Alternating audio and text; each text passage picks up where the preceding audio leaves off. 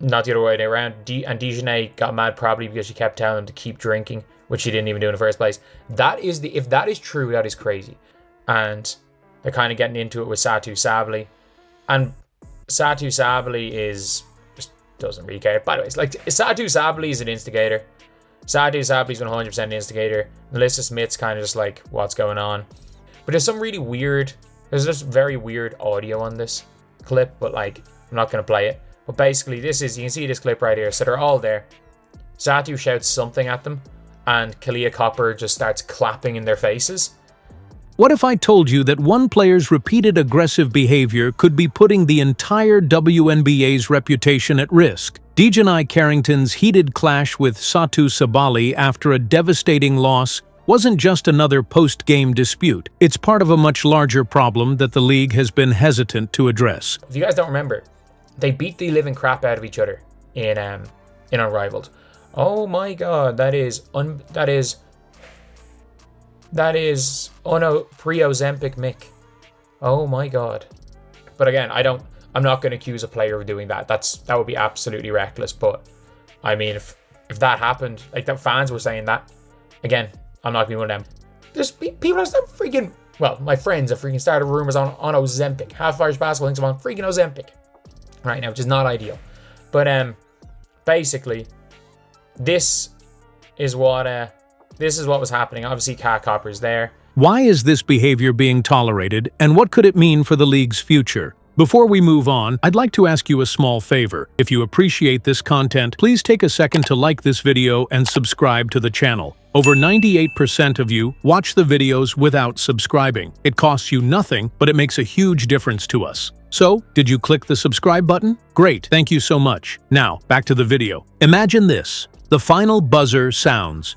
Tensions are high, and players are regrouping after a crushing loss. But then, something unexpected erupts. Dijonai Carrington strides towards Satou Sabally, and it's not to shake hands. Lads, the Dijonai Carrington and Satou Sabally beef lives on. It lives on. So, if you guys have not seen some of the things, I am so late to this, by the way. The Dijonai Carrington Satou Sabally beef continues. If you guys don't remember. Like, a lot of people are like, this is a one-off situation.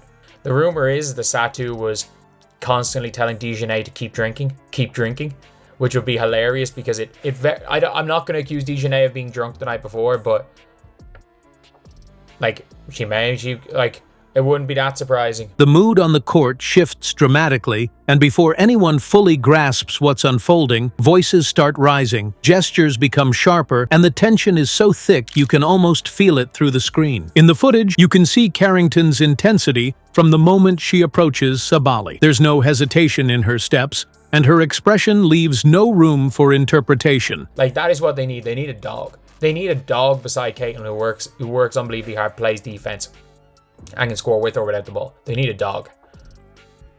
Satou shouts something at them. So it's literally Copper does that. Everyone's like, oh, it's all Satou. Copper's doing that. Copper's like, I love Kahleah Copper. If the Fever strike out on Jackie Young, go for Kahleah Copper. This wasn't a casual exchange or an attempt to clear the air post-game. Carrington's tone makes Sabally flinch almost immediately, her hands rising slightly in what looks like an effort to de-escalate, but that only seems to heighten Carrington's frustration. You can see teammates nearby start inching closer, clearly unsure whether to step in or wait to see how this plays out. That moment of hesitation, though, it's all it takes for things to escalate. Sabally holds her ground, but Carrington's body language is forceful. A step closer here, an accusatory gesture there as her voice cuts through the post-game chatter. And that's when it happens.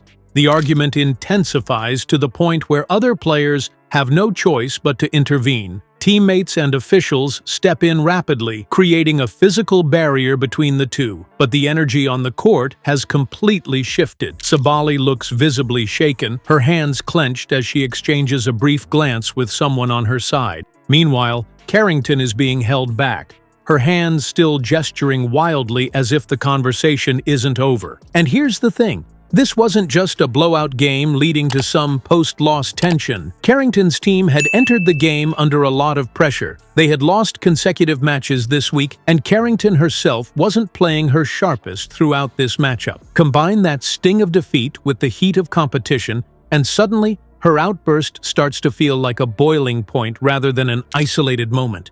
Could frustration alone explain this, or is there more behind Carrington's confrontational approach? This wasn't her first explosive moment on court, and it might not be her last. What if this wasn't the first time Dijonai Carrington made headlines for all the wrong reasons? For some, her heated exchange with Satou Sabally wasn't surprising. It was just the latest example in a growing list of incidents. Take last season, for instance, when Carrington was involved in that infamous eye poke incident with Caitlin Clark. It wasn't subtle. Clark was driving to the basket when Carrington's hand went straight for her face, poking her in the eye. And here's the kicker. There was no whistle. Fans were furious, arguing the league failed to protect one of its rising stars. That moment seemed to set the tone, not just for the criticism around Carrington, but for the league's inability to address escalating aggression. And that's not even the end of it. Remember the hair-pulling incident? This one went viral for all the wrong reasons. The footage, which slowed the act down frame by frame,